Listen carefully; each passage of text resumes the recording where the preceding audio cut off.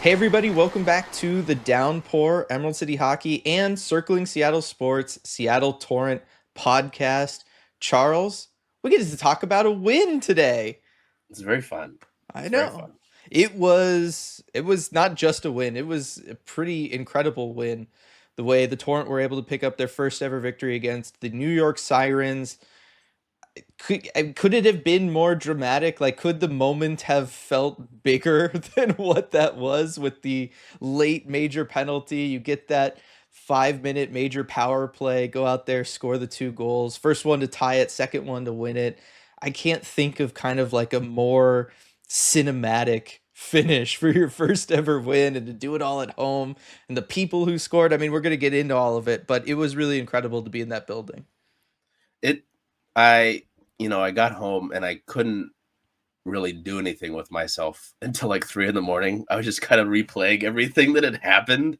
Because yeah, as you mentioned, in terms of like if you were going to write a script, people joke about scripts in sports, that is as dramatic as it could have been.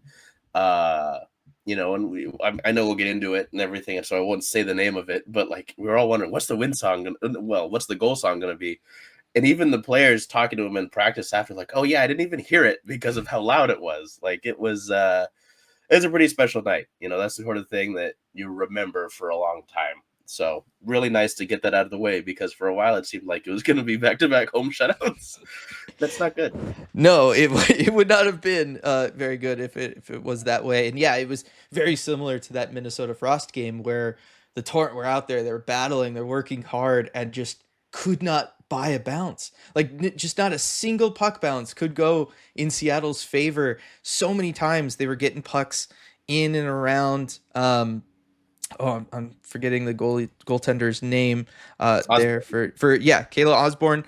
So many times they were getting pucks in there. Whether it was not necessarily tips and redirections, but certainly lots of rebound opportunities in and around the crease. I mean, so many players on this Torrent roster, big physical, love to go to that area of the ice, play that style. Just not able to get any of those rebounds, almost to like a comical level when you factor in the Minnesota game as well with it. And it was just getting ridiculous, but you're able to win in the dramatic fashion, get that first win, get it on home ice, and we were all finally able to sort of hear the goal song.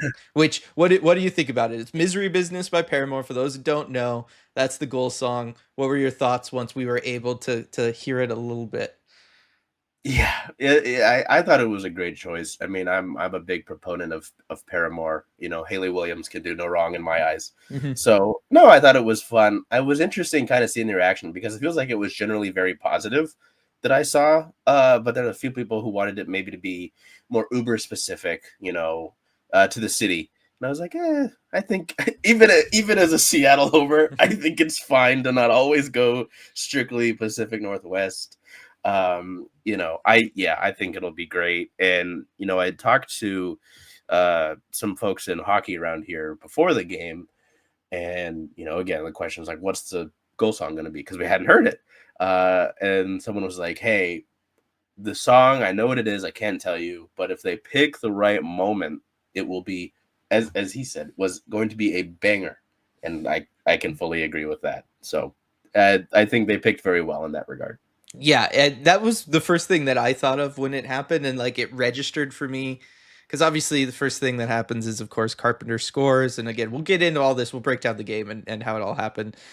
But Carpenter scores, and you're just taking that moment in, right? Because there's only a couple minutes left, and and Wilgren has just been boarded. You get the major penalty, all of that stuff, and by the time it registered, it was like, oh my gosh, this is perfect for this moment, right? Like it didn't even register to me like, oh, this is the goal song all the time. I was just like, wow, whoever's got the aux cable really nailed it for the moment. You know what I mean? Like it didn't even click for me that that was just going to be like the permanent goal song, because I was just like, this absolutely works for right now and what just happened.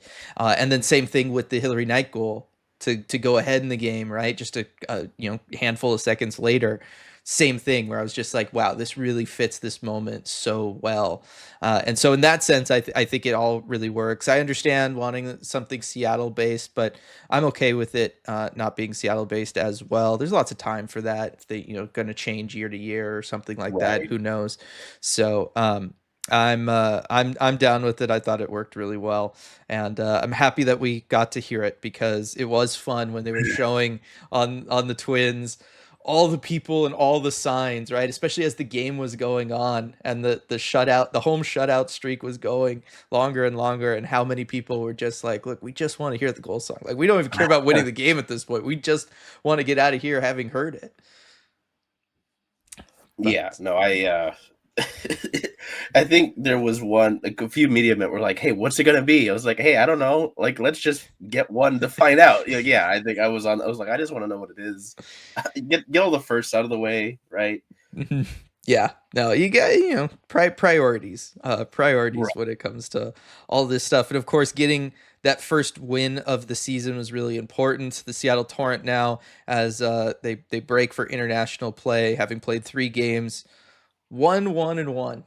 So I feel like for the expansion team, and you've talked about it on your stuff, I've talked about it here, there's going to be a little bit of a slow start to the season, maybe a little bit of a rough start to the season. I think the momentum is properly built through these 3 games. You get the win there at the end. I think that's a pretty good spot to be in standings wise. Yeah, I mean, and I don't always like to play into coach speak, right? Because sometimes it's just like, okay, you are using something to not tell me of further detail, right? But with what head coach Steve O'Rourke has said about this being a process and they're going to have to build this, it's all factual information, like especially with an expansion team, right? And to me, to further use the word process, like I said last episode that we did this downpour, right? Like the Frost game, it wasn't as if they didn't generate anything. Like they didn't earn luck per se. They were putting themselves in pretty solid positions. We were just looking at it. Nicole Hensley for Minnesota has some incredible numbers to begin the year, so that certainly doesn't help you either. Yeah, this New York game, I was just thinking, wow, you're going to go 2 games with pretty raucous crowds, getting extremely unlucky and being denied of the ultimate like explosion of sound. And thankfully that, we didn't have to wait that long for that. So yeah, I would say momentum is building and I am encouraged by that. Cause yeah, it's going to have to be a process. I don't think you ever look at you take players from all these different spots and put them into one roster and give them what, 2 weeks? That might be generous Yeah. of camp to gel. Like, it's going to have to be a process. So I'm not, you know, I don't want to get too into it, but it's hard to like put any specific blame on any players for being slow production wise either, Mhm. right? Because it's difficult. Outside of what I keep referring to as the elite line with Carpenter, Knight, and Gosling, like I feel like those three we'll have a lot of talks about those three throughout the year. Yes, we will. Yeah, but to get into the game, and we could certainly talk about all of this stuff kind of coming off of that. Started a little rough, right? Kind of rough defensive exchange, allowing Peyton Levis to get just wide open, high slot early on in this one, and she was able to score 3:15 in to put New York up by 1. But after that, I thought that the Torrent played a lot better. They tightened up defensively. Certainly after the first period, they tightened up defensively, kind of came together there. And then, I mean, outside of the dramatic finish, the other biggest story of this game was Hannah Murphy draws the start, right? Rookie netminder for the Seattle Torrent comes in, makes the start. And outside of that one goal that I would not put on her at all, that was a total defensive breakdown. Hannah Murphy was outstanding through the rest of this game. Just truly outstanding. Had the crowd chanting her name. She talked about it after the game. That was, the first time she could recall ever hearing that. It happened about 3 or 4 times throughout it because not only was she solid and, made all the saves that you'd want her to make, she made saves that were awesome. Like she was making goal saving saves at other times, especially later on in that first period. I thought she bounced back incredibly well from that first goal against and was able to keep her team in it so that they could have that big comeback at the end. I mean, I think I looked directly to you because we had the pregame press conference with head coach Steve O'Rourke, and so I expected Schroeder to start. She had gotten her mask in. I was like, "Oh, nice, okay, you Former get to debut team. it." Former team, like the storylines are here. Yeah. Lineup comes out. Murphy's listed first. Someone asked O'Rourke about Schroeder playing her former team, and he says, "I'm going to let the cat out of the bag. Murph is starting." And I said, "What in the world is happening here?" Man, if I think we talked about it on the last episode about maybe, hey, it's not quite Hannah Murphy's time yet. If We this were is an wrong. indication of what you're gonna get, very wrong. I mean, yeah, you talk about it like it wasn't just, hey, the D forced all the shots outside, you're able to track it really easily, have a quiet night. No, I mean some of those. You look at maybe just the shot chart here that the PWHL provides. Like getting that like flurry of shots right on the doorstep is dangerous. I think the only thing you could really sort of pick at is the rebound control, because some of those pucks were just kind of flinging themselves right back out. Mhm. But it's your first pro start. You're playing in front of a defense that's still learning each other. You're without Aneta Teralova in that regard as well. Like, it's hard for me to put a lot of blame on her. It just further kind of fortifies the belief I think that we have, and I'm sure that the team does. I think we talked to Anna Wilgren about it. I think I asked her about the trio of Mhm. goaltenders that they have, but the belief you've got in them. Any given night, you're going to have a really strong person in net, to backstop you. It's pretty remarkable, and you can see why. I think post game, I don't know who asked it, but someone asked O'Rourke about Murphy, but it's like you can see why Megan Turner took her in the second round of the draft, Mhm. because I think that was something too. It's like, why are we taking a goalie in the second round? Like it, I'm still pretty stunned at that. It was a remarkable performance.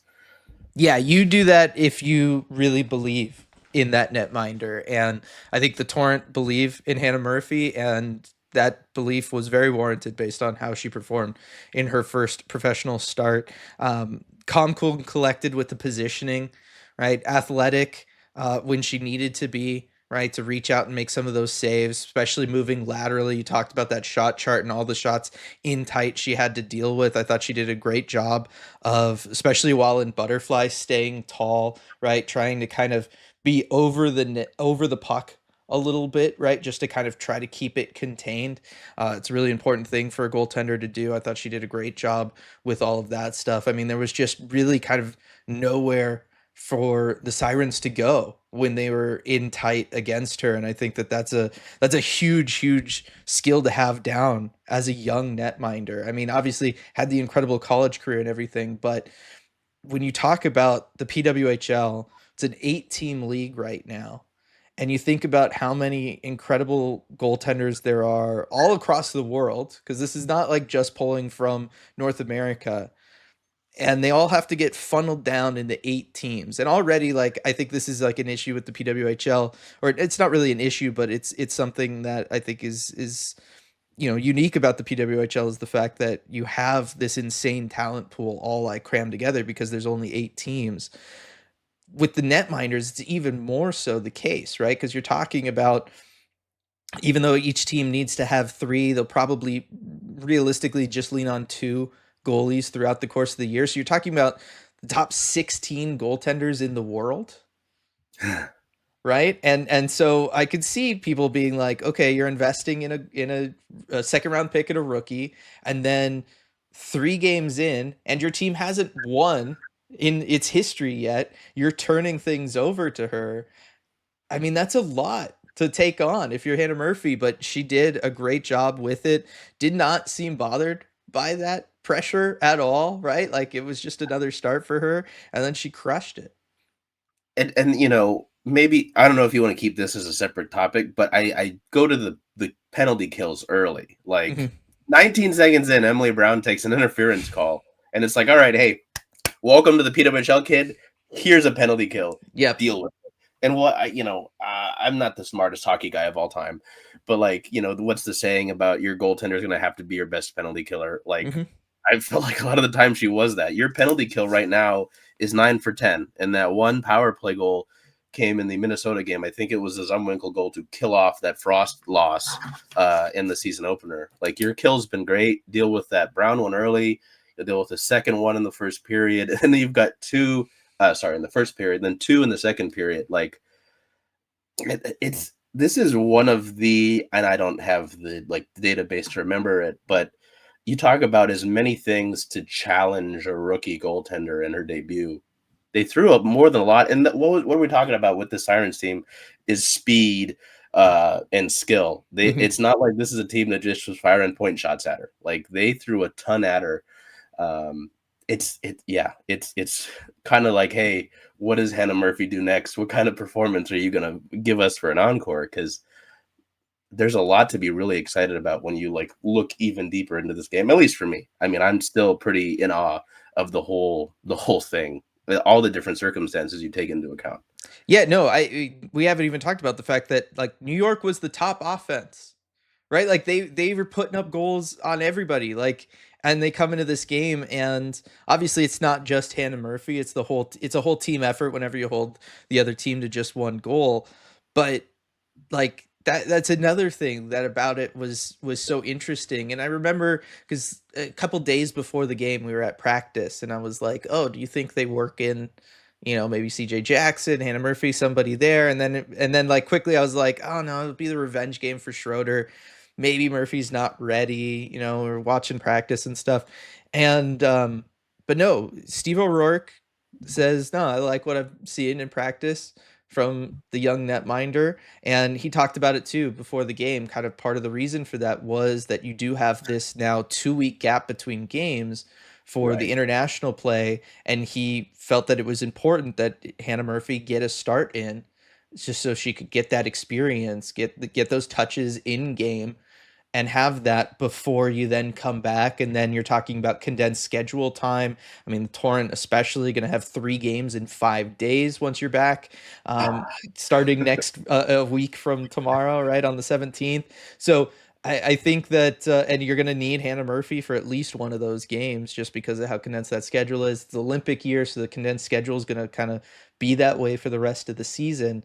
I thought that, it was an incredibly smart move from Steve O'Rourke and to recognize that she was ready, have that belief in her and send her out there for that game and kind of stick to his guns about, wanting to get her into a game before that break and everything.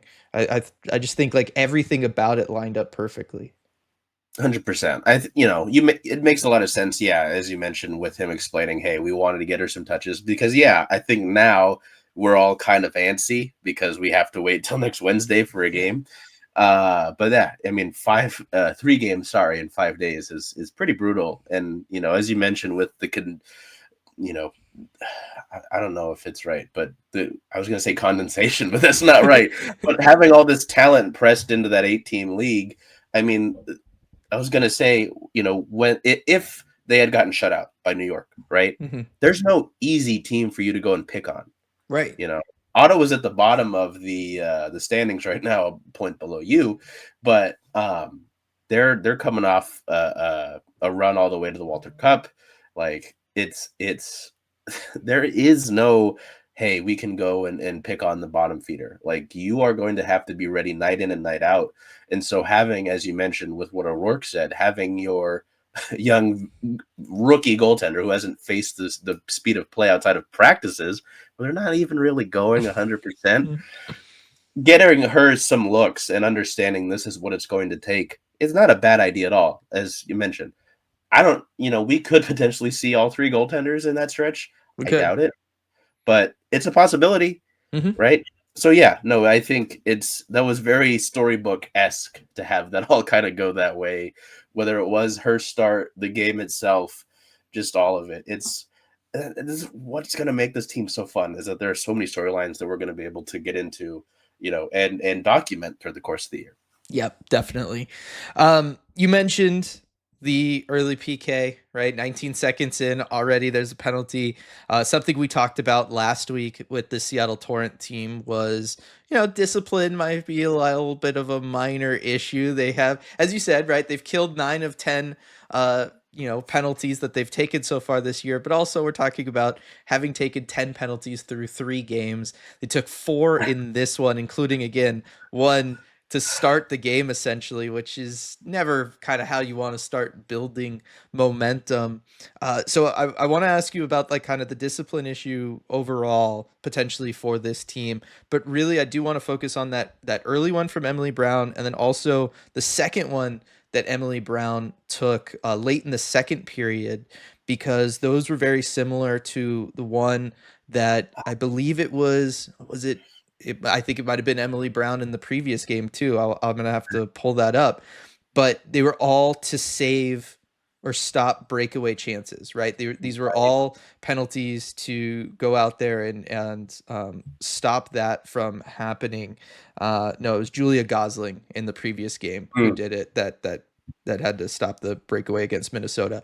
But with Emily Brown, you look at both of these opportunities, breakaway opportunities. D was aggressive in the offensive zone. Puck gets by them. Breakaway chance for the Sirens. Emily Brown's able to chase them down, but has to take a penalty to stop that breakaway chance. And look, those are penalties that you take. And if you're a coach, you're like, all right, that's fine. Like those are the okay penalties that you have to take. But specifically with that first one, and with the one that then Julia Gosling had to save the breakaway opportunity in the previous game, they're pucks that just get by the defender. Like it's just a pass back to the blue line in the right. offensive zone, and it just goes under their stick, right? Like it's the equivalent of like a wide receiver. You don't look the ball into your hands, right? But Kayla Barnes did it in the last game against Minnesota. Puck got by her. Julia Gosling had to chase down the breakaway opportunity. And in this one, it was Emily Brown who picked her head up before looking that puck all the way into her stick blade, and then had to turn around and chase down the Sirens player, and had to take the interference penalty. Or actually, she didn't even chase her down. She just took the interference penalty to keep her from getting to the loose puck.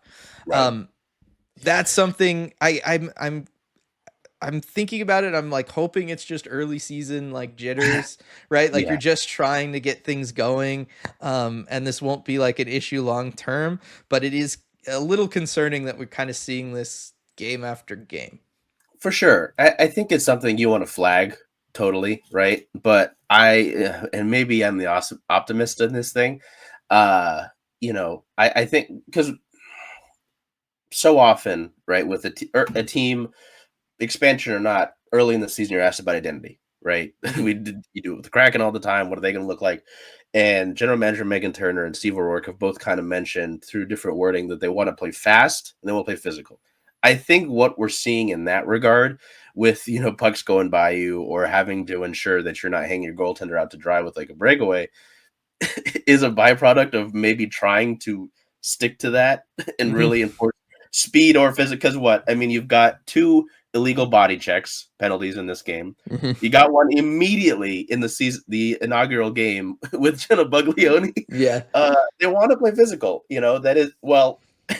And then Dylan will find this funny because I told him about it yesterday, but I talked to Lindy Lobdell for a feature I'm going to do, and she said something along the lines of, there's no friends in this league on the ice. Like she said, I think verbatim, you put your best friend through the wall. And I was like, wow, okay. So I think it is just them trying to stick to this identity. I don't think you want it to result in, as you mentioned, when we got to it in the second period of this game, the three penalties, because we talked about this last episode, right? They're taking three penalties a game. I Mhm. said, oh, hey, we met the quota. And Yeah. then they went over. I said, oh, no, guys, please. Uh, yeah. Anyway, to answer the main question about, is this something maybe to be concerned? I think it's fair to have worry about it because at the end of the day, you are putting yourself at a disadvantage. That's what it is, Mhm. right? Point blank, simple with the penalties. Uh, I am not super concerned about it long term yet. If this is something we're talking about when we get to January, then I'm like, hey, what are we doing here? Are you willing? Is the upside of what you're doing benefiting, outweighing what you're doing with these penalties? But I just think it is that, having heard, hey, we want to play fast, we want to play physical. I think that's unfortunately what you're like. These are a Mhm. byproduct of that. At least that's what I'm thinking. Um, it is interesting though. I don't know if you want to mention it, but some of these plays that maybe either burn you or because you don't want to get burned, you're taking the penalties, is the aggression in the offensive zone. Like Mhm. maybe D sliding up a bit, and you're like, hey, can we have some structure? Why are you up there? I don't know. What are you seeing with that? Because it certainly has resulted in some of these plays where you have to take the penalty essentially. Yeah, this is an unbelievably aggressive group, especially on the back end. And look, it's a really talented blue line. We've talked about that several times. And so I think there's a level of, belief that they can do it, and largely they can do it. Especially when you're talking about players like a Caleb Barnes or um, a and a Wilgren, right? Like these are Right. players that are capable of putting up points, contributing offense from the back end.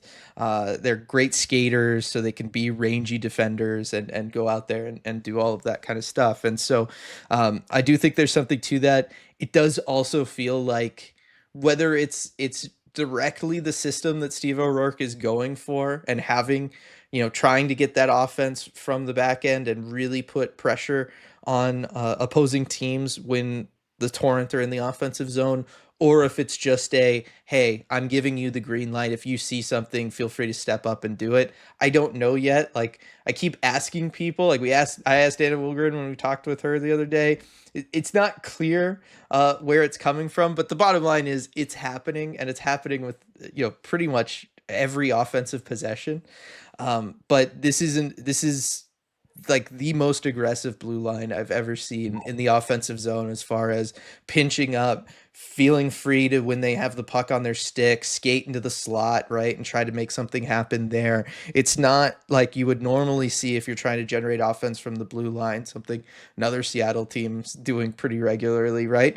Where you have your defenders taking shots from the point and you're just trying to get traffic net front, and hopefully that puck finds a way past the goaltender, take away the goaltender's eyes.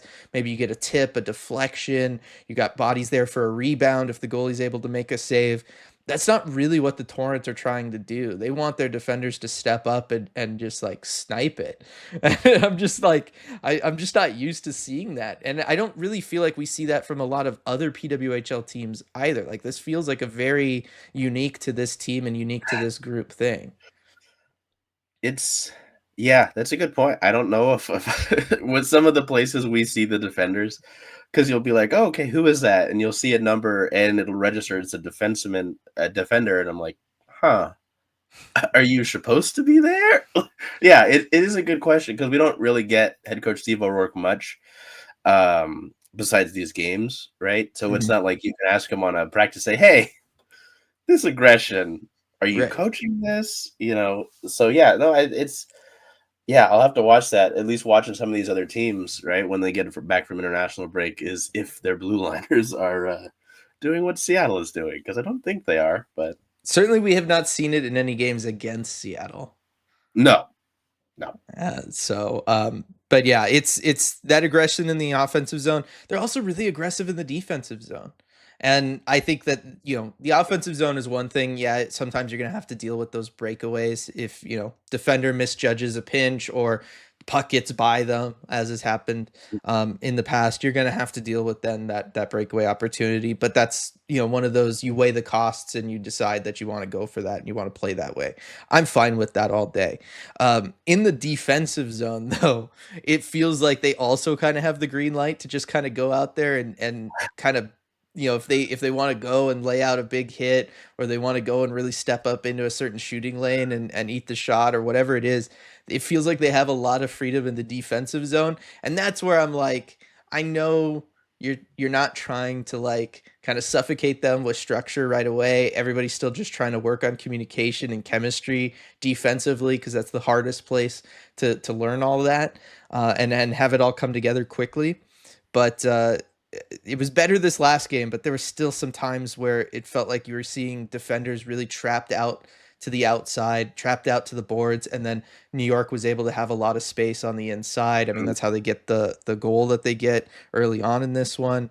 I still think like that's something that needs to be worked on, but it was improving over the course of this New York game. Like I do think that was after that goal, everybody was like, okay, we need to work on this. And really, the from the first period to the second period, using that first intermission, it felt like that message was given from the coaching staff to the players, and they were a lot more careful about picking their opportunities to try and go and force a turnover in the defensive zone. Yeah, well, in that sort of regard too, I think it goes into maybe some of these penalties, like going back to the pairing of Megan Carter and Lindy Lobdell. I mean, Yeah.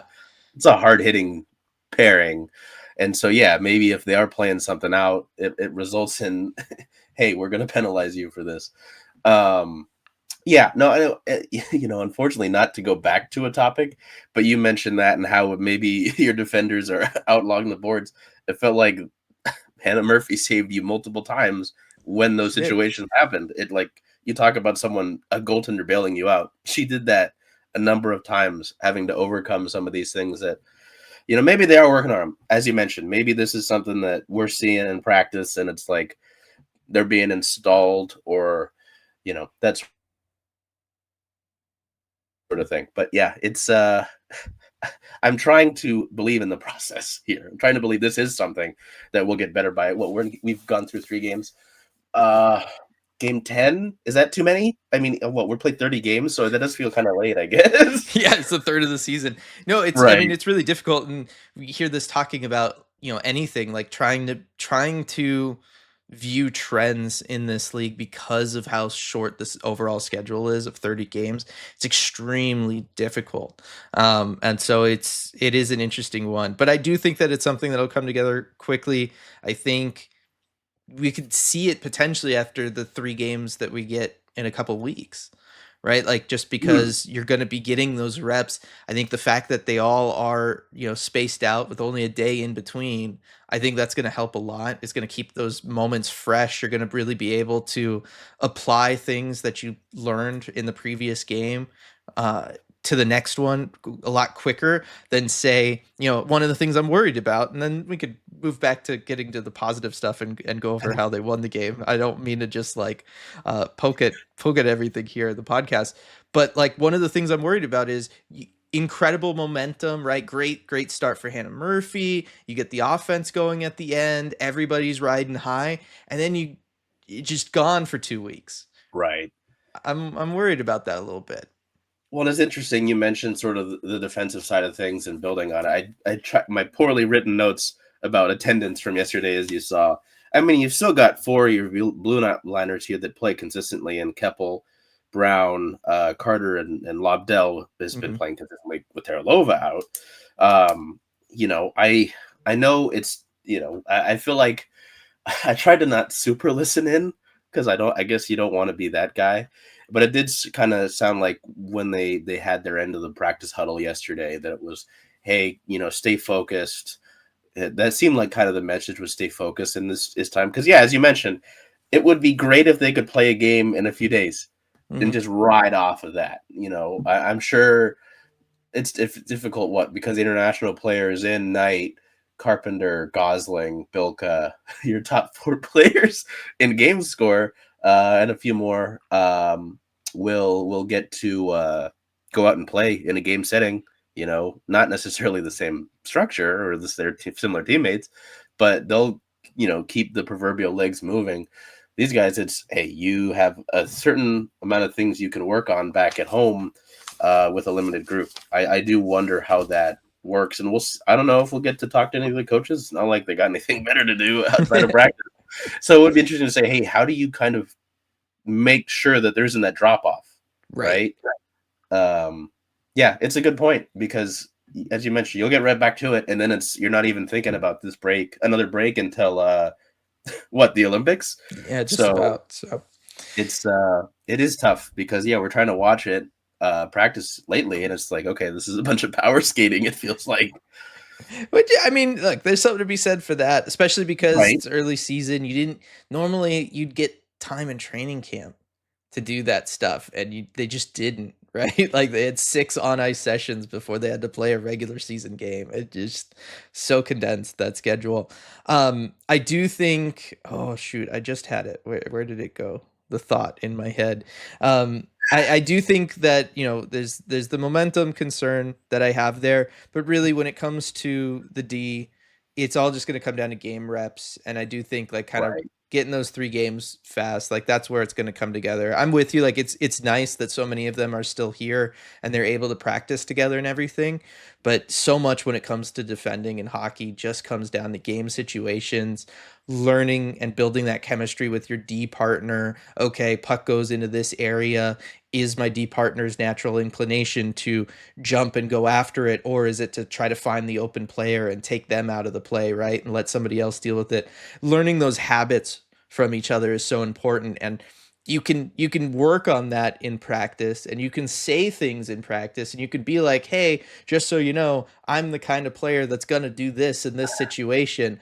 But then when you get into that situation, right, things sometimes play out differently, and so I think the game reps is just kind of what's needed. But I do think after that early goal and really after that first period and some chances in the second, they were really able to shut things down in the third period. I think that's incredibly strong, and I think that that's a good sign for things kind of moving forward with the group. Let's get back to the fun stuff though. Right? We keep talking about this dramatic finish to the game and how that all happened. It did start from something unfortunate, right? So like we do have to get that out of the way, right? Um, it does start with Anna Wilgren getting boarded, checked from behind, head first into the board. She did stay down on the ice for a good amount of time. Was helped off the ice. Said she was doing okay the next day, but it was or a couple days later. But it scary whenever that happens. You hate to see that happen, but correctly reviewed and deemed a major penalty, which granted the Seattle Torrent a 5-minute major power play. And for those who don't know, major power plays, not only is it 5 minutes instead of the normal 2, but if you score on a major power play while you have that power play, you stay on the power play, right? Normally on a power play, it's a minor penalty, 2 minutes, and if your team scores while they're on the power play, the penalty ends, and that player is allowed to come out of the box. For majors, the 5 minutes is 5 minutes. You got 5 minutes, and you can score as much as you want in that 5 minutes, and that led to kind of the perfect setting for the Seattle Torrent because going into this, right, this major power play happens at 16:01. There was 3 minutes and 59 seconds left on the clock when the penalty happened and when this major power play opportunity for the Torrent came into being. And going into that, we were talking about like, okay, we're gonna learn something about Steve O'Rourke here. Like, when does Hannah Murphy get pulled, right? Like, what's gonna be the situation there? And then the penalty happens, and it's like, okay, I guess you give them the opportunity on the power play, but then still, when do you pull Murphy and try to get that extra attacker out there? Didn't really see that though. Like there wasn't a ton of movement from Murphy, so I guess we'll have to wait and see the next time that situation comes around. But just what were your thoughts when they got the major, right? Like we had to sit through the video delay and stuff, and Right. I do have stuff to say a little bit later on the length of that, and we got an article from Ian Kennedy here, actually from the Hockey Yeah. News, I think earlier today, that kind of talks about why some of the video delays are longer this year than in past years. But what were your thoughts when the Torrent get the major penalty? They get the major power play opportunity. There's 4 minutes left. They're down by 1. Yeah, I think it was all like, okay, your elite need to step up. I was like, this is no. You could have thought that even into the final moments, right? You're only down by a goal. It's like just go and tie it. I hate to say play for overtime, but I mean at that point you are right, especially Yeah. with the point structure in this league, right? Yeah. Um, it was just like you need someone to step up. Someone has to step up. It becomes enough. That Alex Carpenter, Hillary Knight, the Bilka, the Gos, they're tired of this. They are not used to going through these droughts. I know, again, having watched the Fleet last year with how slow moving their offense was to begin the year, I'm sure Hillary and Hannah did not want to go through that sort of thing again. Initially, it was a bit of concern for Anna Wilgren. I'm assuming she's all good, because she's with Team USA now for a rivalry series. I think they play tomorrow. Team USA does. And so as far as we know, she's on that roster. She, at least looking at the Team USA hockey website. Um, but yeah, it just, at some point your your best players have to show up, Mhm. and it kind of, they weren't pretty by any means. These weren't, pick in a pocket goals. I mean, I think if I remember both correctly, they were both chaotic in and around the crease, pretty like gross. I was worried. Maybe I don't want to get too ahead of myself. Yeah, I'll wait for the goals themselves. But yeah, I just thought, hey, you have to, because again, it wasn't the sellout crowd of night one, but they packed the lower bowl. There was plenty of energy in the building. And it's a Wednesday. I know. Like, it would have been really disappointing, I think, to have gone and gotten, let alone get shut out twice normally, but to maybe squander those opportunities. Um, and as much as it is a process, I don't think it's great to only get 1 point out of your first 3 games. Well, you talk about the schedule condensation. I keep saying condensation. Schedule being condensed. Yeah, I was just that. I think that was all I was thinking when we finally got through the review. Is okay, who's going to step up and how are you going to do it? Because if you get that somewhat golden opportunity and squander it, I think the frustration just kind of builds even more. And we're having a far different podcast episode right now. Yeah, I was largely there with you as far as like, in my mind I was like this is the opportunity, right? Like this is a huge momentum swing. And the rest of this game, nearly the 4 full minutes, is going to be played on the power play. You have the option to pull Hannah Murphy at some point during that. Like this has to be when it happens. If it's going to happen, it has to happen now. And so I'm with you there. I mean, we know from talking to Alex Carpenter afterwards, right? For the players, it was no question in her mind anyway that they were going to win the game, not just tie it, but win the game. Once they got that major penalty called. And so, that's good to know. But like the power play started and first shift for that power play unit, not a ton happened. Like they controlled the puck in the zone a lot. They had some chances, but not like nothing huge. Right. And then they had to rotate out. And I remember saying, I know I said it to RJ. I don't remember if I said it to you, but I said, you know, if once like a minute and a half goes by, and this was when the power play was starting, I said, I call a timeout. If I'm Steve O'Rourke, I call a Yeah. timeout at a whistle so that I can keep that top unit out there, right? Like I want Julia Gosling, Alex Carpenter, Hillary Knight, Hannah Bilka, and Kayla Barnes out there. Like that needs to be the group that's on the ice. And it took a while before that first whistle. They did rotate out, and the second unit came on. But sure enough, then first whistle, Steve O'Rourke called a timeout, was able to rest up his top unit power play, and then they were able to go out there. And then we can get to the goals now. Alex Carpenter, right, playing with an edge. Steve O'Rourke was asked about it before the game, said Alex Carpenter kind of always plays with an edge, but definitely going to play with an edge against the former team tonight. Alex Carpenter is able to go out there, and yeah, I mean, you're talking about rebound chances, pucks coming from all different angles, just lined up perfectly where the puck finds its way into the slot right when Alex Carpenter is getting there, and she's able to collect that puck and score, and then the building just went off. It's funny because I do vividly remember you mentioning, "Hey, you need a timeout here," and it's 10 in-game seconds after that that Barnes finds Bilka. I don't know if this is intentional by Hillary Knight, but she seemingly gives the no. I don't think that was intentional at all. It just goes straight to Alex Carpenter charging down the slot, and it's very fun to watch this place erupt again. Yeah, no, it's very funny to see this all kind of play out the way that it did. Like Alex Carpenter. I mean, again, we talked about earlier Schroeder and the revenge storyline. Carpenter, I mean, as far as we can tell, I don't think she was very happy to be left unprotected and for things to play out. But that's why I think it's so imperative, and obviously, right, to take advantage of this year because you've got two of the game's best ever on your roster. There's no guarantee they come back next year. Yeah, and then 22 seconds later, you're able to get it. It just just didn't feel like the building stopped, like, being in this state of bedlam after that first goal. It just kind of continued.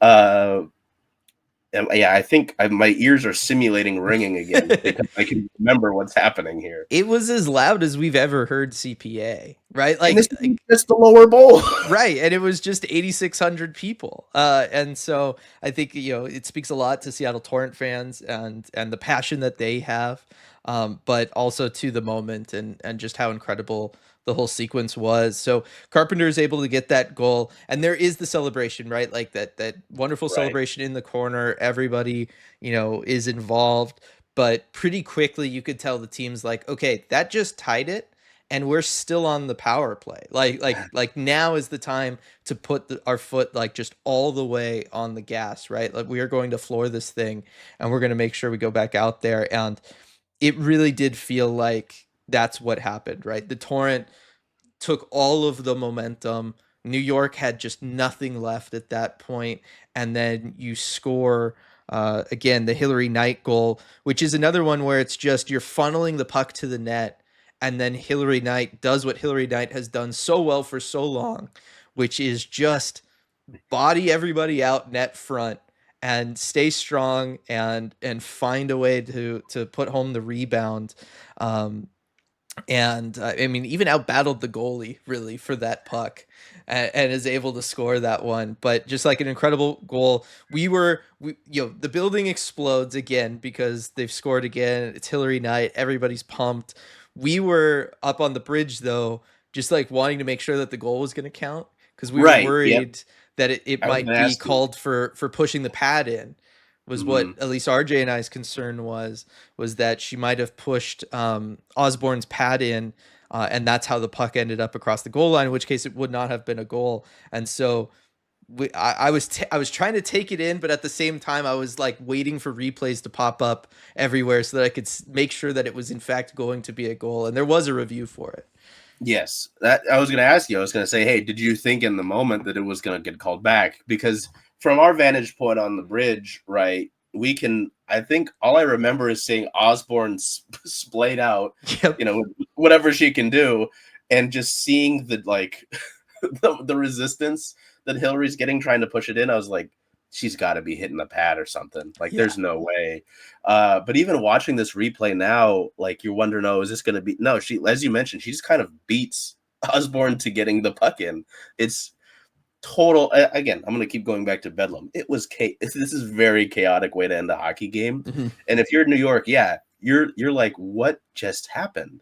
Because you're going into this, as you mentioned, your offense has been great through the first part of the season. You're going to play a Seattle team that they've got a lot of talent, but you've been leading. And then in a span of what, 2 goals in 22 seconds, you're losing. And now Mhm. you have to play. Well, and that was the thing. And I'm sorry if I'm getting ahead. No, They go couldn't for it. even get the goalie off for the sixth Yeah. skater. Like they couldn't because they still had Seattle still had the player advantage. So, I mean, just total very silly. This is all happened. Like this is not a normal hockey game, and I'm glad it isn't because it was a lot of fun. Obviously, it's our job to talk about it, but I thought it was very enjoyable. It After was. getting done worrying about that second goal, as we talked about, it was like, wow, just you're happy that these people who showed up on a Wednesday night and, as you mentioned, made it as loud as it was, got to, this is history. Like this Mhm. is historic. So, yeah, but I was very worried that that was going to get called back and we'd have to, I would say deal with overtime, but they still had the player advantage. So, Yeah, so it's possible, but it would have. I mean, it would have sucked a lot of oxygen out of that building if that goal was called back, right?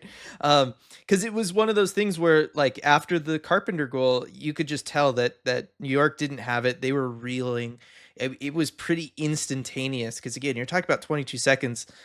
That's for a center ice face-off to happen, mhm. right? Play to get back into the offensive zone, get funneled to the net, and then you have the whole sequence there, kind of net side where Hillary Knight's able to score, all happening in that 22 seconds. Like things really, they like New York just collapsed. They caved in. Oh yeah. completely. The Torrent just had so much momentum, so much energy. They were channeling it and focusing it. It was really, really incredible to watch in that way that, only a team with players this talented can do.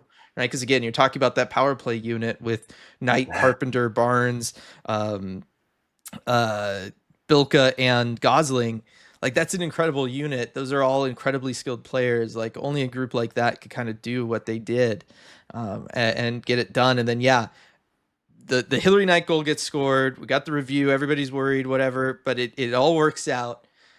There's still a minute and two on the clock, and now you have to completely switch up your thinking because you're going from being down in the game to now you're up. You're leading in the game, but you still have the power play.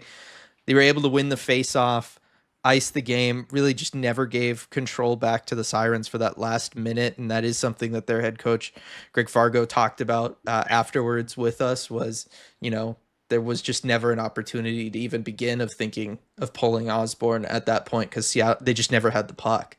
Um, and credit to him. That had to be a tough press conference to do right after this game, right? Like as much as we talk about things from the Torrent standpoint, man, if you're the Sirens, that locker room I bet was pretty quiet once they all Right. went off And the ice. that's why I don't. I'm sure that is a thing in the PWHL, but I think in the WNBA specifically, we have a cooldown period where we have to wait a certain amount of time. And some games, sure, whatever, they're ready to go. But after this, if I was one of the players that these media folks us are requesting, I'd be like, give me a minute because I need to think about what's going on. One last thing, I guess, on the sticking with the second goal, just watching Kayla Barnes on that entry, I am going to bring us into this zone. And it's just funny. This is a player that leads you in average ice time by a good margin, I think. About 4 minutes, which I think is a decent margin. It That's is. someone's ice time in general. Um, like it's very fun to watch her as well. I've talked about the elite line and Knight, Carpenter, and Gosling a lot, and obviously Hannah Bilka, but I don't think I'm giving enough credit to Kayla Barnes, especially for how much time she eats up being, a top four, top pairing, defender. That's going to be something that also sticks with me. It's funny. You watch this sequence again, and there's things that I didn't even remember in real time happening. But yeah, that was you talk about momentum switch. If there was the momentum chart that ESPN does, it would be Oh really man. cool to see how far that would go down. Yes, that would have been an insane roller coaster drop on the momentum chart. And yeah, I mean, with Kayla Barnes, we talked a lot about the D earlier, kind of generally, but Kayla Barnes, like, I still feel like she hasn't really hit her stride yet either, right? Like, because we've watched her before. I watched her last season, right, and what she was able to do. There, there's still a lot we haven't seen from her that I know is part of her game that just hasn't really come out yet with the Torrent. And I can't wait for it to come out. Like I can't wait for things to kind of click and for her to kind of have that chemistry and feel like she's on, solid footing for what this team wants and expects out of her and what she can do with the players around her. I seriously, like, of all the players on the team, outside of maybe Serdachny, I feel like Right. Kayla Barnes is the one that so far to me has been I'm still waiting on, like, showing up and being Kayla Barnes. And I think that's a good thing because it's not like she's been bad. Like I'm not saying like, oh wow, she's really struggled and I'm, I can't wait for her to turn it around or anything like that. Like she's still been good. It's just that we know that she can be special and she can be one of the top blue liners in this league. And she hasn't been quite that yet so far this season, but we know it's in there and we know it's going to be coming at some point. So can't wait for that to happen. We talked about the game. We got a little bit of time here left. I want to talk about two other groups here real quick. The first thing is the second line. I just mentioned Right. Serdachny. I want to talk about the second line. Last week, I had mentioned that through the Minnesota game, that second line was really the matchup line. That was the line that was matched up against Minnesota's top group. They were kind of tasked with shutting them down. That kind of happened again in this one. And so I think one thing that we can know for that second line of Serdachny, Eldridge, and Bilka is that yes, obviously they're very talented. We'd love to see the offensive output from them and all of that kind of stuff. It does feel like, based on the way Steve O'Rourke has been deploying them so far through these first 3 games, especially the 2 home games where he's had that ability to match lines, he really wants them out there, taking on that top group for the other team. And so I think if, I know some fans, I've seen some stuff expressed out there, maybe a little worried about the slow, counting stat start for like Serdachny or Jesse Eldridge. Know that they're putting in the work in other areas, and they're helping this team win, because really in both these matchups, the top groups, the top names on these other teams have not hurt the Torrent, and they've been a big part of why that's been the case. Right. I mean, I think I mentioned it in our episode about Minnesota, but I was deadly afraid of Taylor Heisey doing something. Mm-hmm. I don't think she was able to contribute much at all, Mm-mm. in that game. And even like outside of the goals that Vancouver scored in that opener, I don't think were particularly against your were at fault of your forwards. You had a few mistakes Yeah, some getting bad out of breakouts. Yeah. right. And so it's you take that away, and yeah, you've got this group that's very fast. I know Jesse Eldridge can be physical as well, Mm-hmm. that can handle that sort of thing. Yeah, I think that's a great point. And maybe even as a product of that, you've got that next line, or the other line of Knight, Carpenter, Gosling being able to kind of feast on other lines. Like, you don't have other teams in this league. It might have been with you or somebody else I was having this conversation with. Who else in the league is going to have those 2 lines, like the talent to deal with those 2 lines on a consistent basis for well, not obviously 60 minutes, but over the course of a game, For right? about 40 minutes. Like, Right. both Yeah. those I lines are mean, playing close to 20 minutes each. who has like 2 certifiable lines that can handle that? I Nobody. don't know if anybody does. I think the Montreal game will be really interesting, Mm-hmm. because I mean, for as much as the league does not like Seattle for the expansion draft and how they've benefited from that, Montreal still has a ton of talent. Yeah. I mean, obviously Philippe Poulin, Laura Stacey, Abby Roque. There's a lot going on there. Mm-hmm. And so I think that's a really good test for you, you specifically, Dylan. Yeah. Even I don't want to downplay your 2 opponents. You don't want to look ahead, Mm-hmm. right? Especially in this league. But I don't think Ottawa or Boston even have a top line that will give your matchup line fits, right? I think they will be able to deal with that. And then it's like, okay, go and let your your Carpenter line, and even the third line. I don't know if you still want to mention them. I do. Even your third line, like, to go and handle that. Yeah, I mean, looking at Boston, Abby Newhook, their rookie Abby Newhook has had a really great start to the year. Alina Muller is still really solid for them. Maybe Boston. Yeah, okay. Maybe I shouldn't I was downplay gonna say, Boston. Boston's putting up a lot of goals, and they're certainly not allowing any. So That's right. Boston is Yeah, no I pushover. forgot the one undefeated team in the league. Yeah, this upcoming stretch to close out the homestand will really be a great way to see how those 2 lines maybe can lead you the rest of the way. But I mean, that just it makes you wonder who is going to be able to go, in a way, head to head with them in that Right. regard. Right. And it's one of those where, again, at home, you're able to line match. And so this is kind of how Steve O'Rourke wants to do it for these home games. It's very front loaded home game schedule. There's going to be a lot of the rest of the regular season where you're going to be on the road, and the other team's going to have that opportunity. And we're probably going to see them try to really focus on the Carpenter Knight Gosling line, right? As they probably should if you're another team.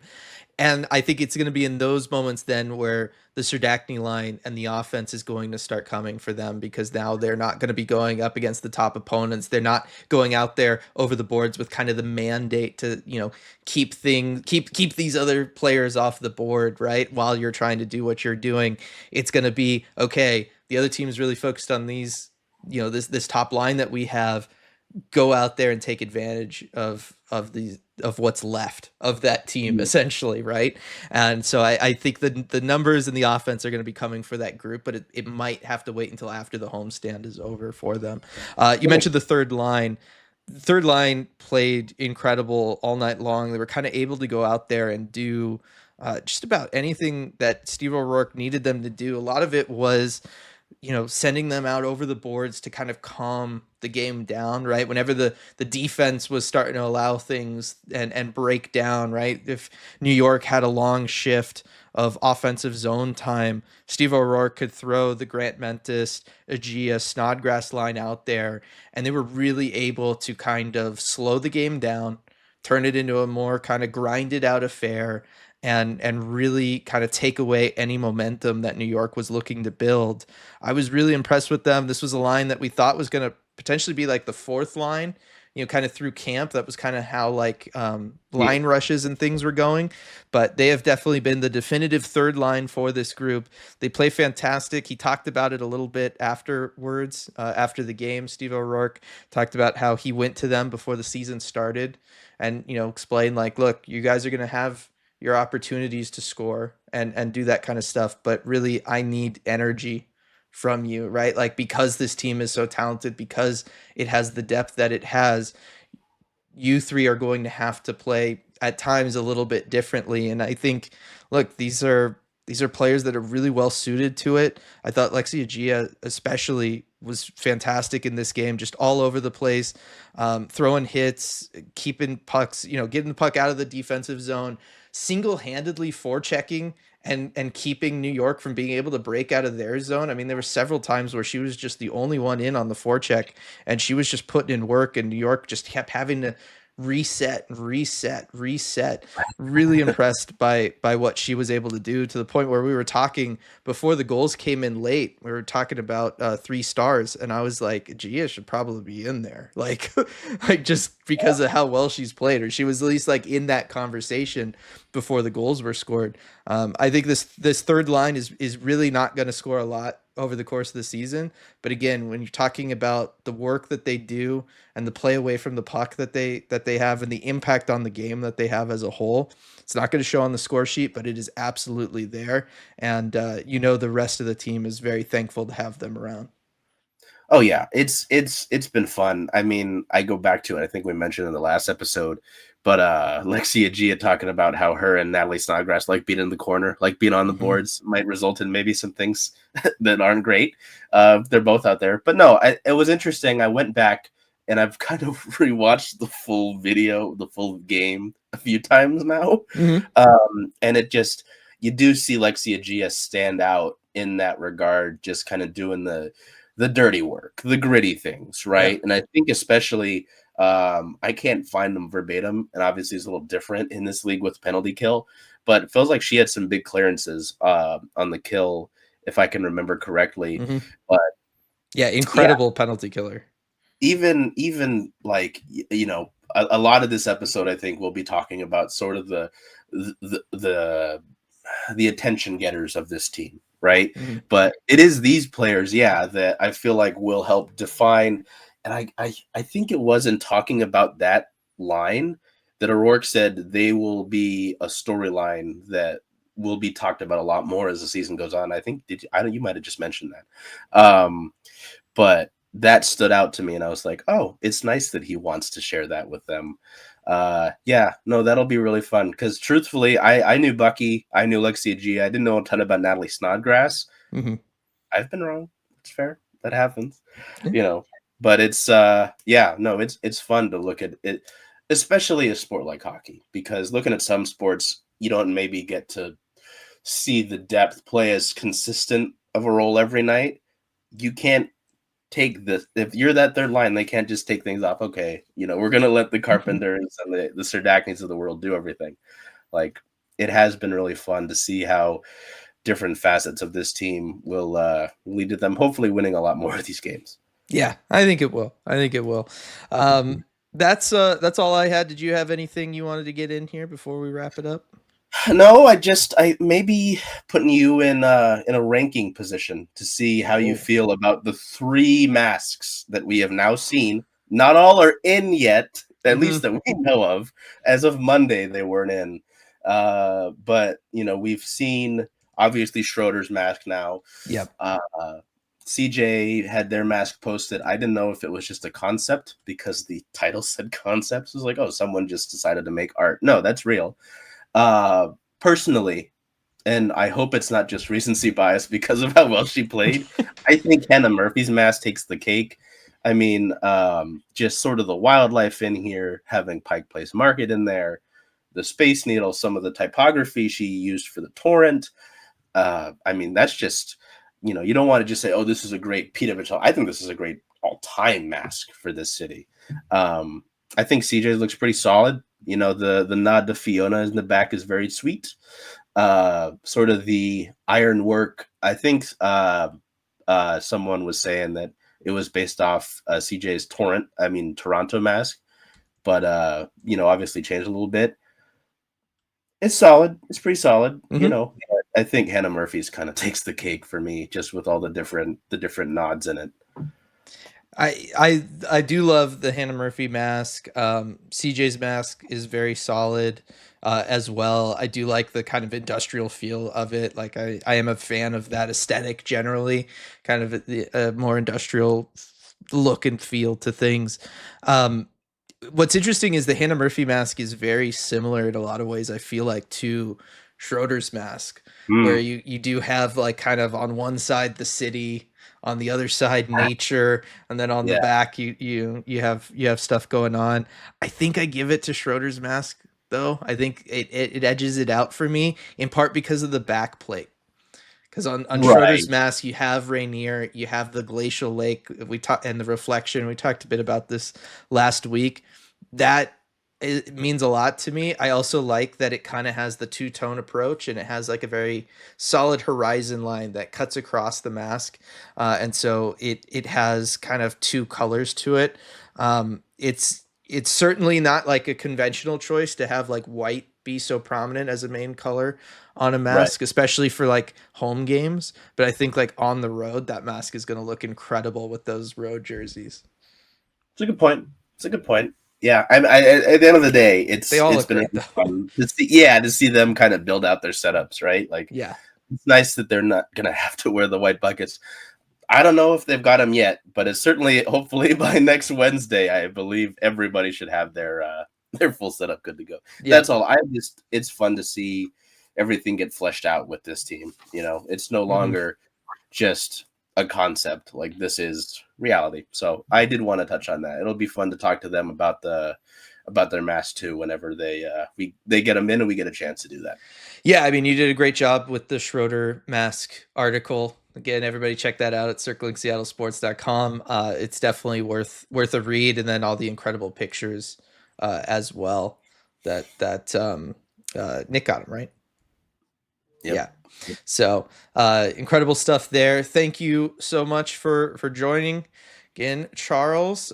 Can't wait to do this again next week. Maybe we'll try to squeeze it in like after the Ottawa game, kind of get And then another game in there to talk about it. But yeah, thankfully we had a win.